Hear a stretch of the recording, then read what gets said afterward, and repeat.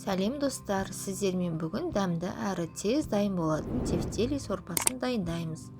Каналыма подписать етіп, қоңыраушаны басып, комментарий жазуды ұмытпаңыздар.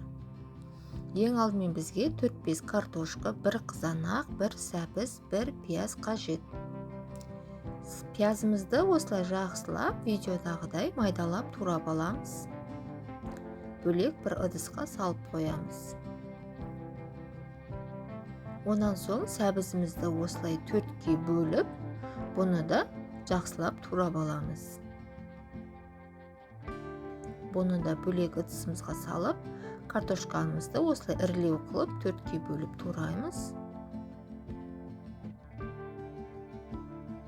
Барлығы дайын болған соң табамызға май құйып, майымыз қызған соң пиязымызды салып қуырамыз.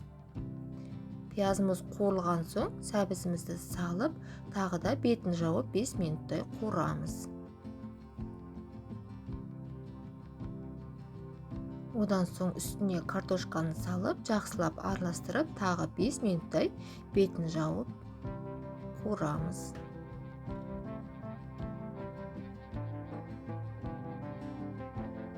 Одан соң қызанақты салып, жақсылап араластырып,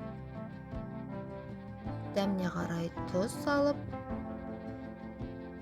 1 литрдей салқын су құямыз. Қайнағанша бетін жауып қоямыз. Қайнаған соң менде тоңазытқышта қатырылған дайын тефтели, оны келесі видеода қалай жасау керектігін көрсетемін. Бетін жауып 20 минуттай қайнатамыз. Міне біздің бүгінгі тефтели дәмді сорпамыз дайын. Каналыма подписать етіп, қоңыраушаны басып, комментарий жазуды ұмытпаңыздар.